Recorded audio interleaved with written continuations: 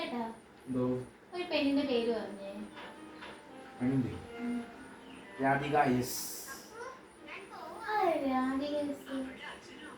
നിങ്ങളുടെ മുമ്പിൽ ഒരു പെണ്ണ് ഇരിപ്പുണ്ടല്ലോ, ഞാൻ എന്റെ പേര് അറിയത്തില്ല. നീ എന്നോട് വേറൊരു പെണ്ണിന്റെ പേര് പറയാൻ എന്താ ഉദ്ദേശിച്ചേ? അപ്പൊ ഞാൻ എന്താ പെണ്ണല്ലേ?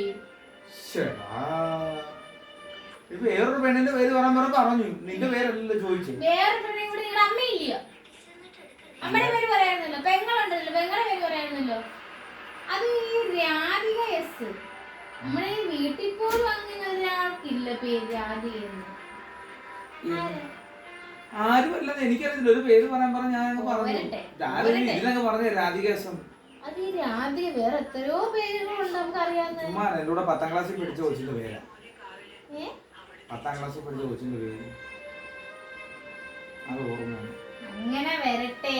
10ാം ക്ലാസ്സിൽ പഠിച്ച പെണ്ണ്. പെണ്ണോട് എന്ത് ബന്ധം തോന്നുന്നു? ചുമ്മാ ഇരുന്ന് എന്നോട് എനിക്കൊരു ബന്ധമില്ല. പോയി നിങ്ങൾ എൻഷ്യന് പോലും അവിടെ മറന്നില്ലേ രാധിക?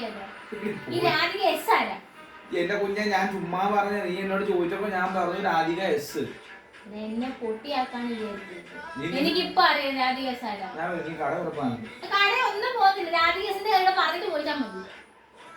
നീ പേര് പറഞ്ഞു പിന്നെ നിന്നോട് ചോദിച്ചാ പിന്നെ നിന്റെ പേര് പറയാൻ പറഞ്ഞപ്പോഴാണ്. അതാ എനിക്ക് അങ്ങനെ പറഞ്ഞപ്പോ ഒരു പെണ്ണിന്റെ പേര് നിങ്ങളുടെ മനസ്സിൽ പറഞ്ഞപ്പോ ആ പെണ്ണിന്റെ പേര് അത്രയും പറഞ്ഞത് കൊണ്ടല്ലേ നിങ്ങൾ രാധിക എസ് എന്ന് വരെ പറഞ്ഞു. എസ് എന്ന് ഇരിയോടെ പറ, പറഞ്ഞിട്ട് പോയാൽ മതി.